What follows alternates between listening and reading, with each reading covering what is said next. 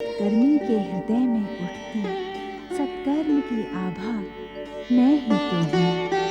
हर कर्म योगी के कर्म का पारिश्रमिक भी मैं ही हूँ। मैं श्रद्धा हूँ। पुत्र उत्तानपाद का पिता मनु से भेंट करने के लिए जाने का समाचार सुनकर सुरुचि व्यग्र हो जाती है। सुनीति और उत्तानपाद को मनु आश्रम में देखकर सुरुचि का क्रोध 7वें आसमान पर पहुंच जाता है। नारद की पावन हरिभक्ति से देवी लक्ष्मी प्रसन्न हो जाती हैं। श्री हरि का कथन सुनकर नारद संतुष्ट होते हैं। हरि कृपा से पाताल में समाया मधु राक्षस पुनः पृथ्वी पर आकर हरि भक्ति में लीन हो जाता है। दैत्य गुरु को अपमानित कर राहु भाग्य विधाता शनिदेव को पुकारता है। शनिदेव!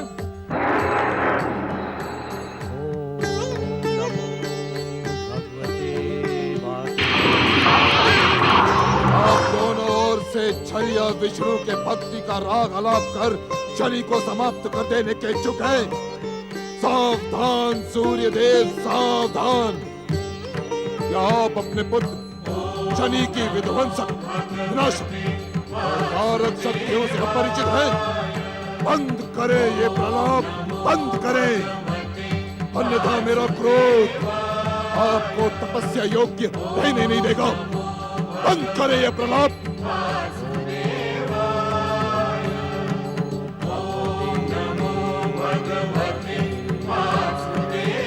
मारक शक्ति! सावधान शनिदेव! तनिक रुके, मेरी बात तो सुने शनिदेव, मेरी बात तो सुने। हाँ नारद, हाँ, आज तुम्हारी कोई भी बात सूर्य देव की मेरे प्रहार से रक्षा नहीं कर सकती। मैं सूर्य देव को आहत कर विष्णु के संसार में अंधकार ही अंधकार कर दूंगा, जिससे तामसिक शक्तियों की विजय होगी और इस संसार में तामसिकता और भी बढ़ जाएगी। नारायण नारायण! तामसिकता बढ़ेगी अथवा नष्ट होगी, इसका निर्णय तो समय ही करेगा शनिदेव। किंतु पितृघाती होने का विचार आपकी समस्त विध्वंसक, विनाशक, भयानक और मारक शक्तियों को नष्ट कर देगा। आपका हित इसी में है कि अपने पिता सूर्यदेव पर प्रहार करने के विचार को त्याग कर आप यहाँ से अदृश्य हो जाएं। मैंने कहा था ना नारद, मैंने कहा था ना कि आज तुम्हारी कोई भी बात सूर्य की मेरे प्रहार से रक्षा नहीं कर सकती। सावधान शनिदेव! सूर्यदेव आपके पिता ही नहीं, इस समय श्री विष्णु की आराधना में लीन तपस्वी हैं। एक तपस्वी को समाप्त करने का विचार महापाप है।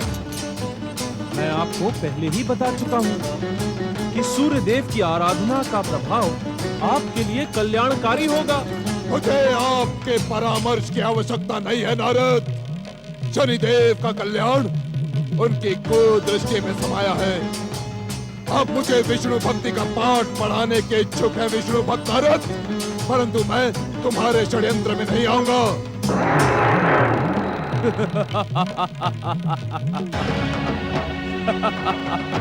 आज विष्णु के इस संसार को अपने तेज से प्रकाशित करने वाले सूर्य का जीवन संकट में है नारद।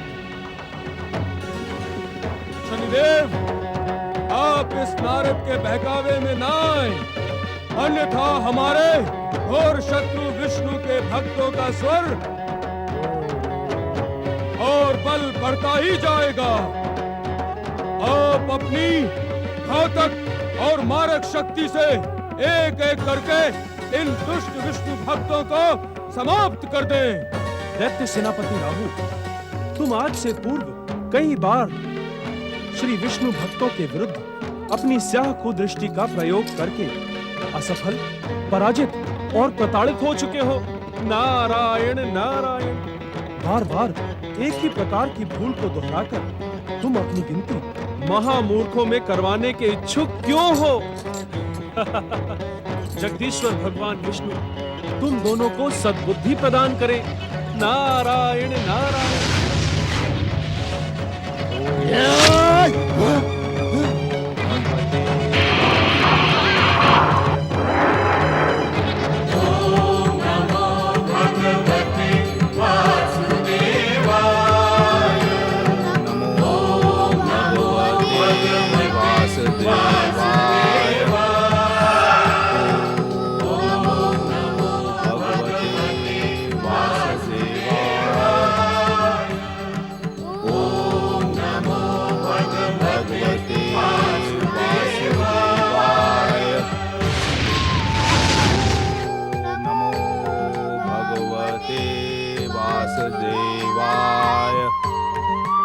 देवराज, ये मधु मधुवन का स्वामी ही नहीं, राक्षस भी है।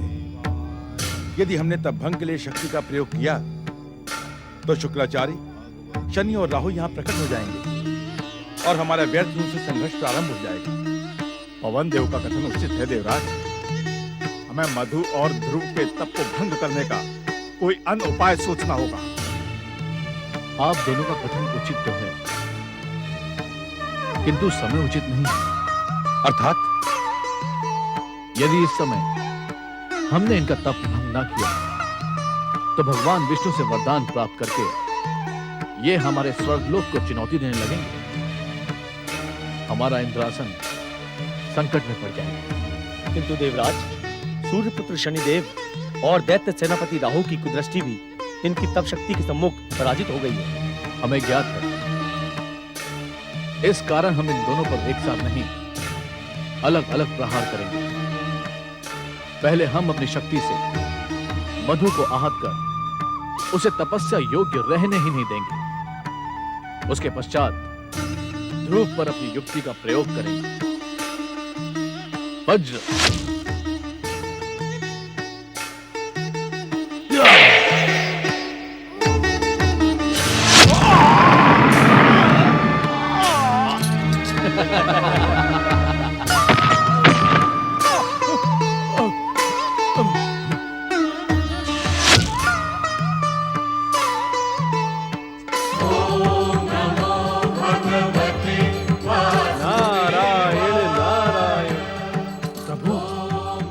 आपकी लीला का ये विचित्र खेल भला कौन समझ सकता है। आप धन्य है प्रभु, आप धन्य है।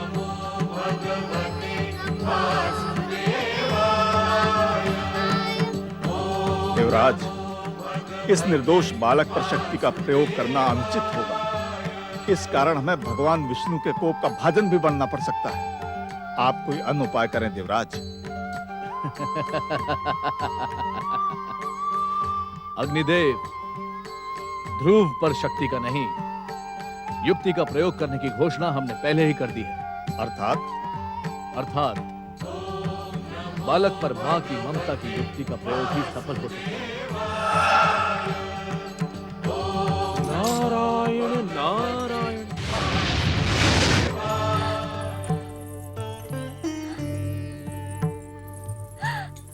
इन बहुमूल्य अश्रुओं को व्यर्थ न करें विजया रानी। इन अश्रुओं को दुखदाई दिनों के लिए संभाल कर रखें। इससे अधिक दुखदाई दिन और क्या हो सकता है सुखिया माई। अपने स्वामी पति परमेश्वर को देखकर भी मैं उनका आशीर्वाद न पा सकी, पर रानी सुरुचि ने मेरे व स्वामी के सन्मुख मेरे महान सास एवं ससुर का अपमान व निरादर किया, और इन सब प्रयासों के पश्चात भी मेरा ध्रुव के लिए अश्रु न बहाएं विजया रानी। उनके लिए शोक करना अनुचित है। वे भगवान श्री विष्णु की परम पावन दिव्य भक्ति पाने के लिए हमसे बिछड़े हैं। प्रभु कृपा हुई तो वे शीघ्र ही सफल होकर लौटेंगे। परंतु मैं एक माँ हूँ। जगत पालक श्री विष्णु ने माँ का हृदय कोमलता और ममता के तत्व से बनाया है। तो मात्र एक बार अपने पुत्र की झलक देखने की इच्छुक हूँ। विजया रानी, मेरा कोमल बालक के कष्ट सहते सहते कहीं मुरझा तो नहीं गया? जो भक्त भक्ति में लीन होता है वो खाना पीना सब कुछ भूल जाता है, उसे किसी बात की सुध नहीं रहती। मेरा पुत्र अवश्य बिना खाए पिए सूख कर काटा हो गया होगा। सुखिया माई सत्य कह रही है महारानी सुनीति। हर्ष और आनंद की इस घड़ी में आप अपने अश्रों को व्यर्थ ना करें। मुझे भागन के भाग्य में हर्ष और आनंद कहां से दिख गए आपको? महारानी सुनीति, हमने आपके पुत्र ध्रुव को भयानक वन में से ढूंढ निकाला है। क्या यह हर्ष और आनंद का विषय नहीं है? अवश्य है, अवश्य ही यह हर्ष और आनंद का विषय है। किंतु आप अपनी बात निसंकोच कहें महारानी सुनीति। आपने इच्छा मात्र से यहाँ प्रकट होकर अपनी दिव्यता सिद्ध कर दी है, किंतु क्या हम आपका परिचय? अवश्य। मैं स्वर्गाधिपति देवराज इंद्र हूँ। देवराज इंद्र? चकित होने की आवश्यकता नहीं है महारानी सुनीति। आपका भोला, कोमल और अबोध बालक अभी जब तब व्रत के विषय में कुछ नहीं जानता।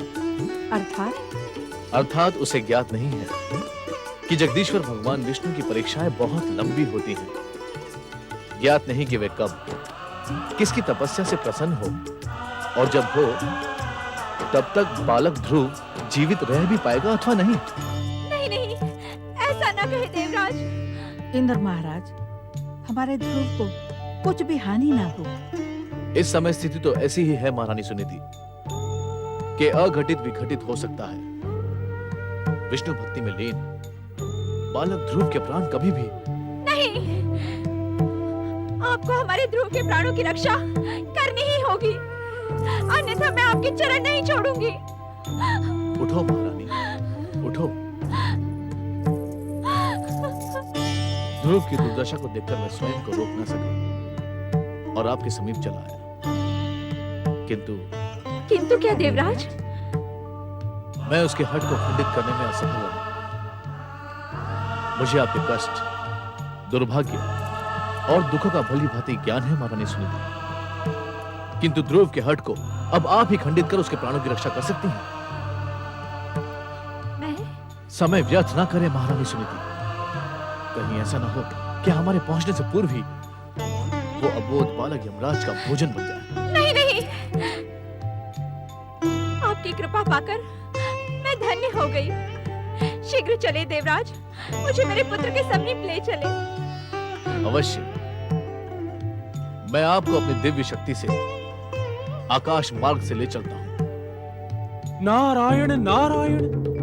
धैर्य महारानी सुनीति, स्वार्थी इंद्र के माया चक्र में न उलझे आप। देवर्षि, आप यहाँ इस समय? प्रणाम देवर्षि। प्रणाम। महारानी सुनीति, हमारा एक क्षण भी व्यर्थ करना मानो ध्रुव के भविष्य के लिए संकट बन सकता है। देवराज, आप अपने स्वार्थ की पूर्ति के लिए इतना अधिक नीचे जा सकते हैं, इसकी तो मैंने कल्पना भी नहीं की थी। नारायण नारायण। एक माता की ममता पर कुठाराघात करना क्या आपको शोभा देता है देवऋषि? मैं ध्रुव के प्राणों का संकट देखकर ही ममतावश यहाँ प्रकट हुआ था, किंतु आपने असमय प्रकट होकर असत्य के माध्यम से आप एक माँ की ममता को भ्रमित अवश्य कर सकते हैं देवराज, किंतु नारद को भ्रमित करने की चेष्टा न करें। नारायण नारायण। आपको भय हो गया है कि जगदीश्वर भगवान विष्णु से वरदान प्राप्त करने के पश्चात बालक ध्रुव आपके स्वर्ग पर अधिकार न कर ले। देवऋषि, देवराज इंद्र, आप भयानक भूल कर रहे हैं। नारायण नारायण। बालक ध्रुव अपने कठोर जप तप व्रत के फलस्वरूप जगदीश्वर भगवान विष्णु से जो दिव्य वरदान प्राप्त करेगा, उसके सम्मुख सहस्त्रों स्वर्ग भी तुच्छ हैं। महारानी सुनीति, एक क्षण का भी विलंब ध्रुव के जीवन के लिए भयानक सिद्ध हो सकता है।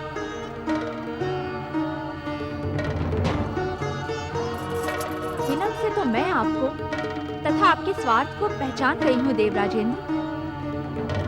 उचित यही होगा कि आप जिस प्रकार यहाँ प्रकट हुए थे उसी प्रकार यहाँ से अदृश्य हो जाए। देव ऋषि नारद देवताओं के ऋषि और शुभचिंतक होकर भी आपने मेरा जो भयानक अपमान और निरादर करवाया है उसका परिणाम शुभ नहीं होगा। मैं भी देखता हूँ कि ध्रुव अपनी तपस्या में सफल कैसे होता है। नारायण नारायण। महारानी सुनीति, जब तप व्रत की अमोघ शक्ति से आप भली भांति परिचित हैं। इस संसार की कोई भी शक्ति उसका बाल भी बांका नहीं कर सकती। नारायण नारायण।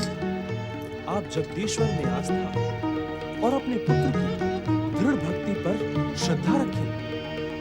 आपका कल्याण हो।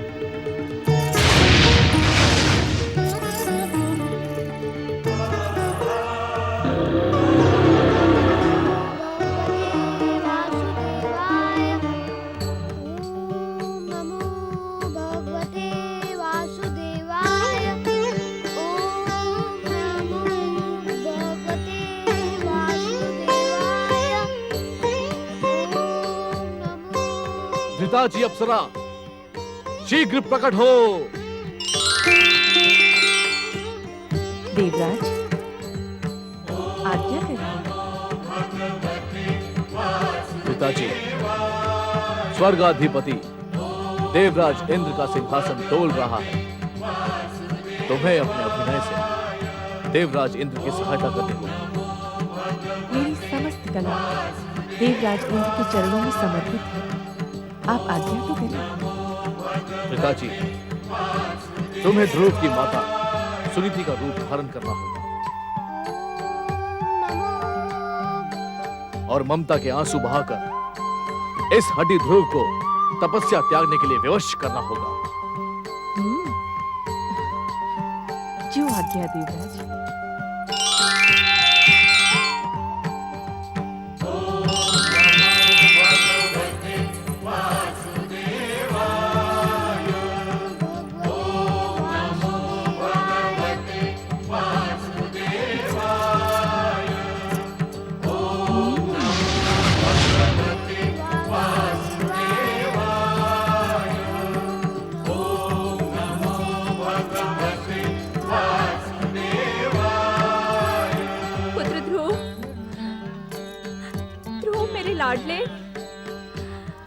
अपनी हट के कारण ये कैसी दुर्दशा कर ली है तूने अपनी।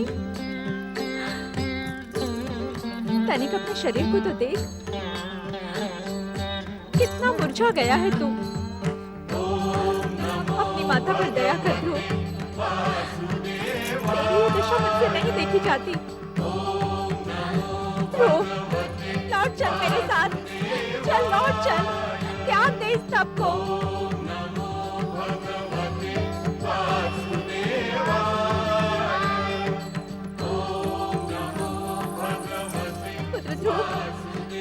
तुझे अपनी माता की सौगंध, इस तपस्या का त्याग कर दे।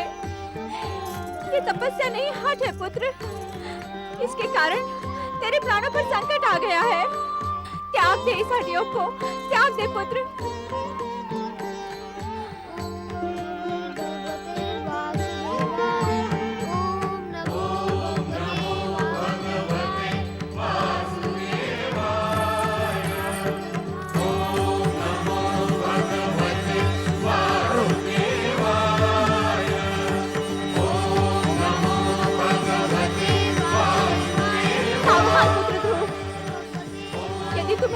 से मोह नहीं तो मेरी घोषणा भी सुन लो। मैं तुम्हें इस प्रकार अकाल मृत्यु स्वीकार नहीं करने दूंगी। मैं स्वयं प्राण त्याग दूंगी।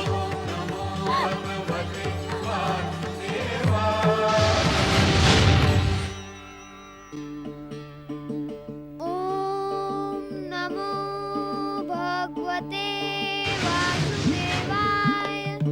ओम नमो भगवते वासुदेवाय। माता ध्रुताची, जब तब व्रत को खंडित करना भयानक अपराध है। आप अपने जीवन को इस भयानक संकट में क्यों डाल रही हैं? मैं आपको इस भयानक अपराध के लिए क्षमा करता हूँ। जाएं, देवराज इंद्र की देवलोक की शोभा बढ़ाएं। ओम नमो भगवते वासुदेवाय।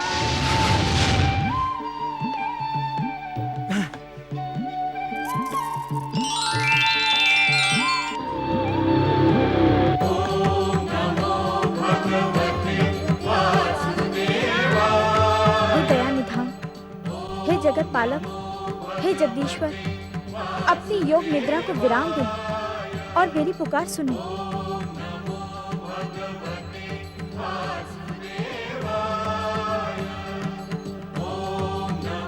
स्वामी, बालक ध्रुव की अब और अधिक परीक्षा ना लें, उसे उसकी तपस्या का सुफल प्रदान करें।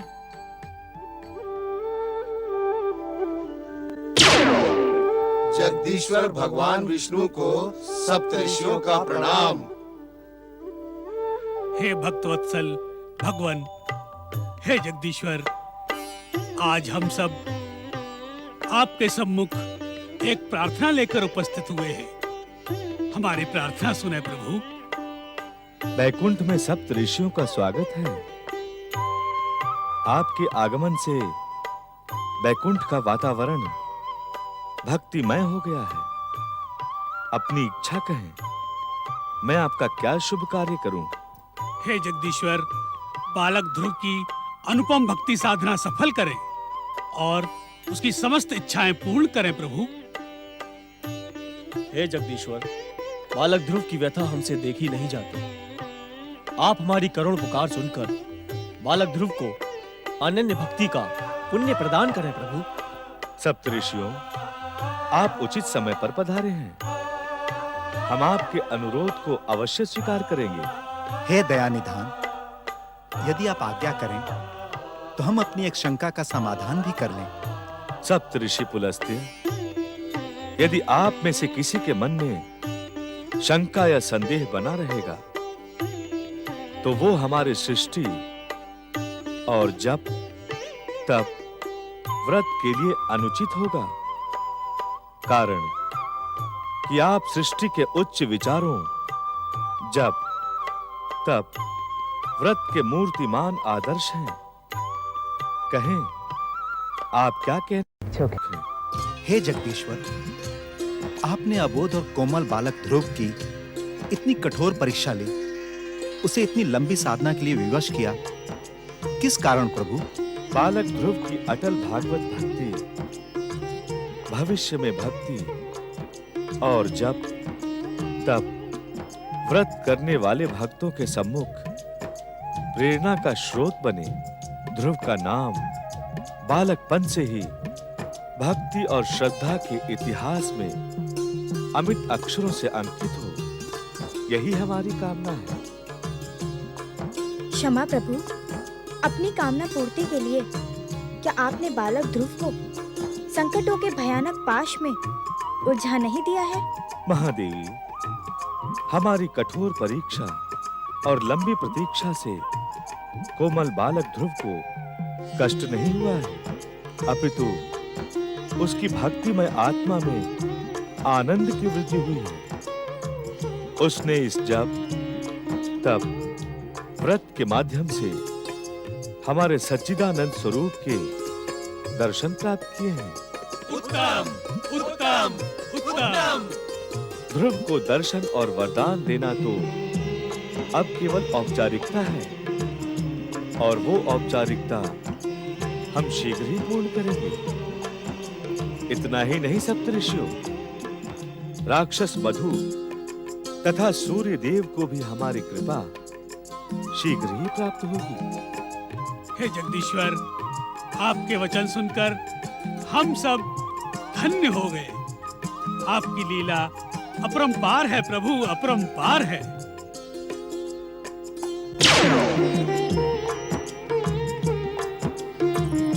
स्वामी,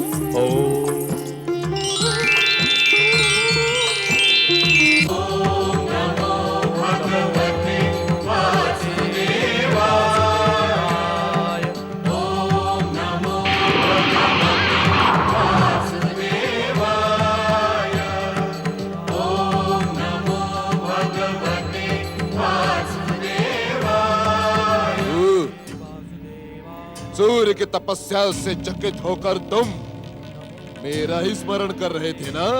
और शनिदेव, मैं आश्चर्यचकित होकर आपका ही स्मरण कर रहा था। सूर्य की विष्णु भक्ति जगत विख्यात है, तो इसमें आश्चर्यचकित होने का कारण क्या है राहु? आश्चर्य का कारण सूर्य की विष्णु भक्ति नहीं है शनिदेव। तो तुम्हारे आश्चर्य का कारण क्या है? मेरे आश्चर्य का कारण सुनकर आप उद्विग्न हो जाएंगे शनिदेव। तुम्हारे आश्चर्य का कारण सुनकर हम उद्विग्न हो अथवा ना हो, किंतु ये सुनकर हम चकित अवश्य हैं कि संसार का कोई कारण भाग्य विधाता शनिदेव को उद्विग्न कर सकता है। शनिदेव, तनिक इतना तो बताएं कि आपने अपने घोर शत्रु सूर्य देव की तपस्या इतनी लंबी क्यों चलने दी? अब तक आपने घोर दैत्य शत्रु के तप को खंडित क्यों नहीं किया? इस घोर शत्रु को खंडित ना करने का कारण इस संसार के समस्त राग, द्वेष, छल, कपट, एते, अनेते, कुनेते और ईर्ष्या को आश्रय प्रदान करने वाले भाग्य विधाता शनिदेव की कूटनीति है। कूटनीति अर्थात? हम अपने घोर शत्रु और अपने पिता सूर्य देव को दंडित ना करके इस संसार को ये दिखा देने के इच्छुक हैं कि हम अपनी माता की हत्या करने वाले इस घोर शत्रु के सुपुत्र भी बन सकते हैं। इच्छा मात्र पर हम इन तपस्वी सूर्य देव को एक ही फूंक में उड़ा भी सकते हैं, किंतु हम ये जानने के इच्छुक हैं कि इनकी तपस्या सफल होती है अथवा नहीं। क्षमा करें शनिदेव, दैत्य शत्रु सूर्य देव की तपस्या के सफल होने से आपको क्या लाभ होगा? प्रभु, सूर्य देव को क्षमा करने और उनकी तपस्या की प्रतीक्षा करने के पीछे मेरा उद्देश्य मात्र इतना है, ये छलिया विष्णु से क्या वरदान प्राप्त करते हैं। यदि हम इनकी तपस्या को खंडित करते हैं, हम इनके वरदान को देखने से वंचित रह जाते हैं। क्षमा करें शनिदेव, मुझे आपकी कूटनीति तनिक भी समझ में ना आई। आती रहू, भाग्य विधाता शनिदेव की कूटनीति तुम्हारे समझ में आएगी भी नहीं।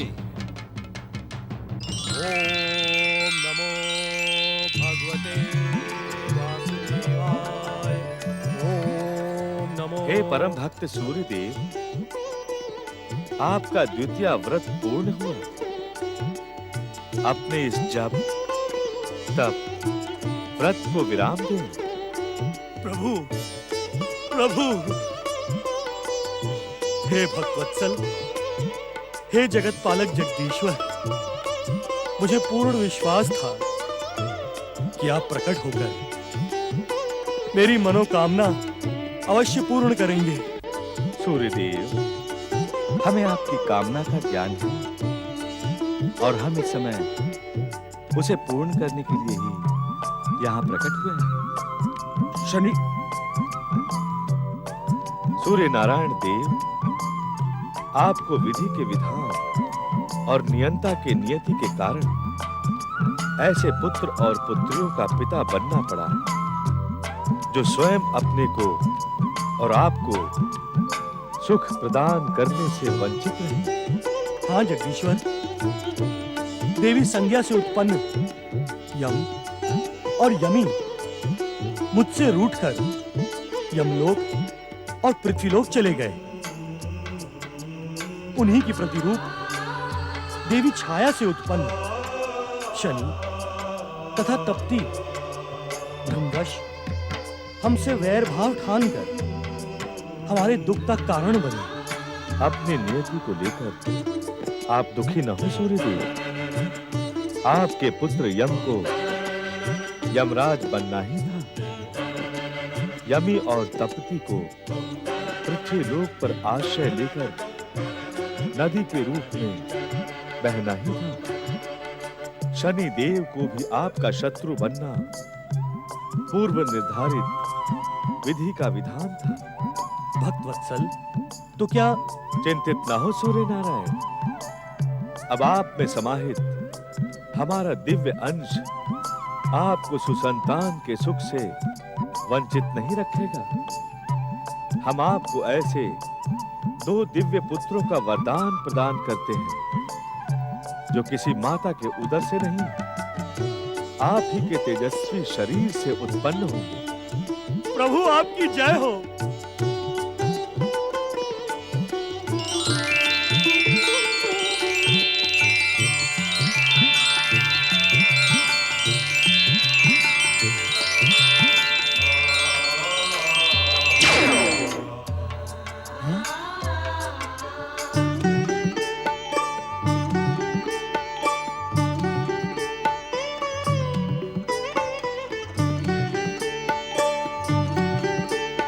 आप धन्य हैं। दिव्य आत्मा अश्विनी कुमारों, तुम दोनों परम शांत, शीतल, मंगल और कल्याणकारी अमृत कलश लेकर प्रकट हुए। इस दिव्य अमृत के समान ही तुम दोनों का स्वभाव परम शांत, शीतल, तृप्तिकारक और सुखदायी होगा। तुम दोनों जिसका भी स्पर्श करोगे वो तन मन के समस्त रोगों से मुक्त हो जाएगा।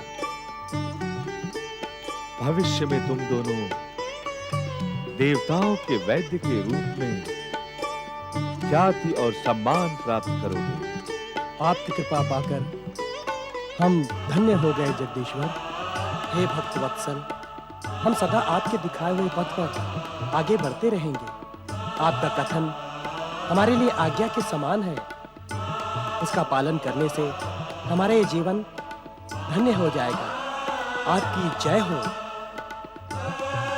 सूर्यदेव, अपने इन आज्ञाकारी और दिव्यात्मा पुत्रों को अपनी कामना पूर्ति का आदेश दें। आप सबका कल्याण हो।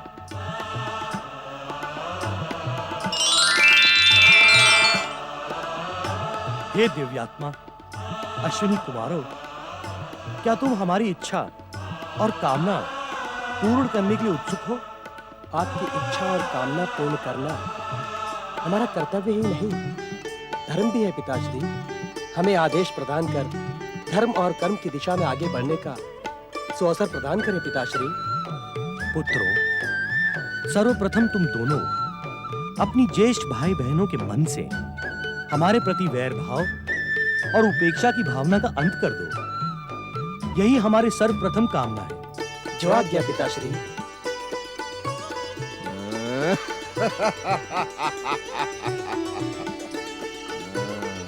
पिताश्री, हम आपकी ये कामना, आपके ही आशीर्वाद और जगदीश्वर भगवान विष्णु की कृपा से अवश्य पूर्ण करेंगे। हमें अपनी दूसरी आज्ञा भी प्रदान करें पिताश्री। पुत्रों, तुम्हारा मध्यम भ्राता शनि अति महत्वाकांक्षी तथा विध्वंसक शक्तियों का अधिष्ठाता है। अपनी अति महत्वाकांक्षा के कारण शनि देव को जगदीश्वर भगवान विष्णु के अमोघ अस्त्र से आहत होना पड़ा। सर्वप्रथम तुम दोनों शनि को स्वस्थ करने का कार्य करो। जो आज्ञा पिताश्री। हम अपने अभियान में सफल हो ऐसा कल्याणकारी आशीर्वाद प्रदान करें पिताश्री। ओम नमो भगवते वासुदेवाय।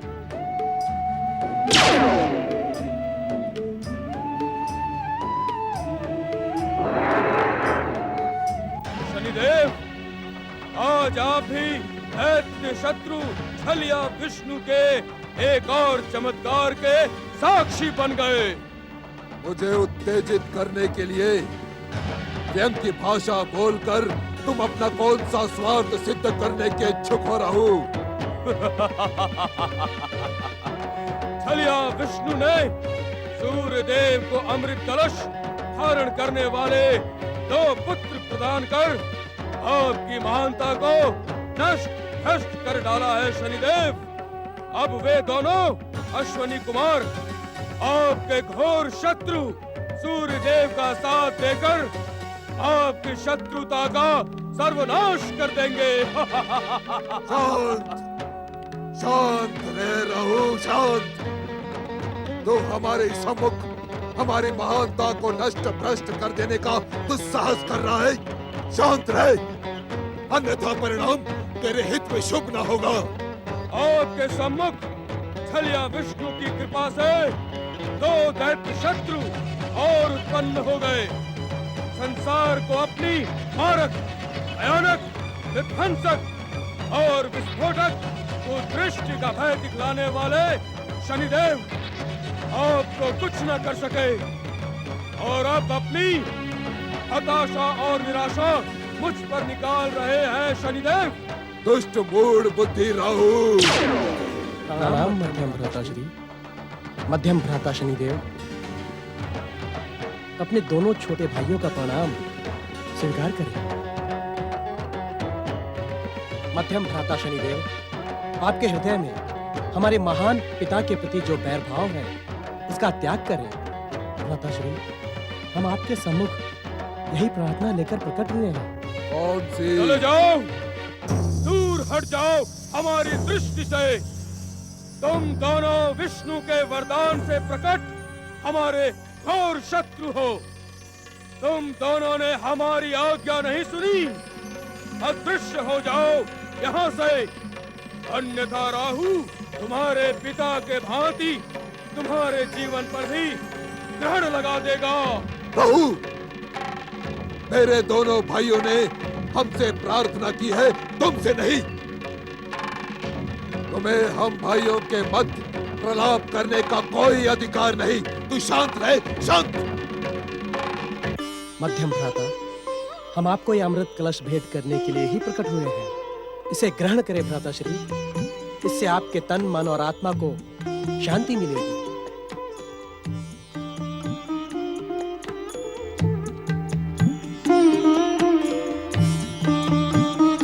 जगदीश्वर भगवान विष्णु की कृपा से प्राप्त यह अमृत संसार के हर शाप, ताप, रोग और दोष का अंत करने में सक्षम है।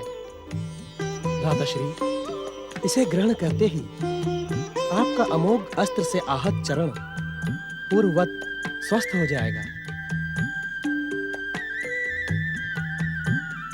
अपने मन की उद्विग्नता का शमन करें मध्यम भ्राताश्री, और अपने दोनों छोटे भाइयों की यह भेंट स्वीकार करें। षड्यंत्र और षड्यंत्र शनिदेव, सावधान सावधान शनिदेव, ये अमृत नहीं है, ये विष्णु और सूर्यदेव के षड्यंत्र का विष है। आप इसे ग्रहण ना करें शनिदेव। राहु, समुद्र मंथन के समय तुमने तो चुरा कर देवताओं का अमृत ग्रहण किया था।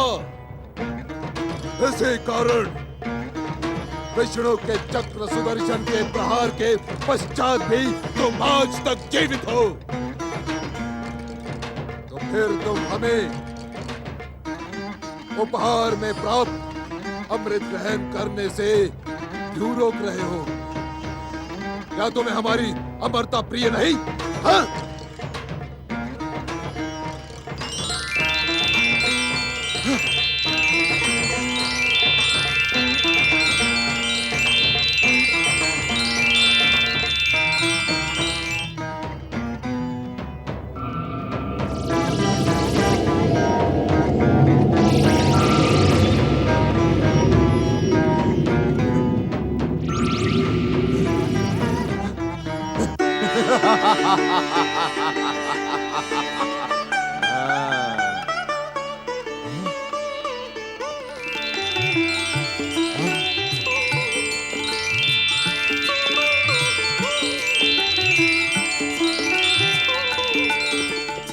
चकित न हो मध्यम भ्राताश्री।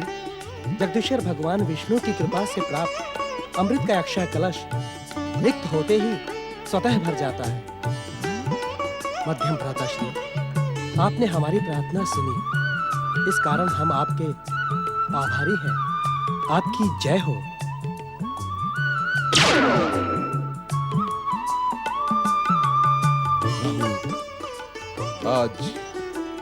आज हमने अमृत का स्वाद जाना, किंतु इस अमृत के स्वाद से भी अधिक स्वादिष्ट एक रस का पान किया है हमने। क्या तुम्हें ज्ञात है राहु कि हम किस रस की ओर संकेत कर रहे हैं? मुझे कुछ भी ज्ञात नहीं शनिदेव।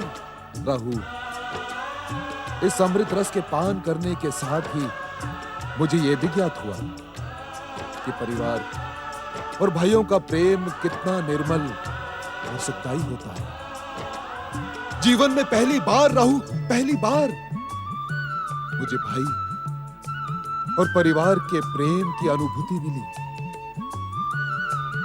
आज मेरा जीवन धन्य हुआ राहु, धन्य हुआ।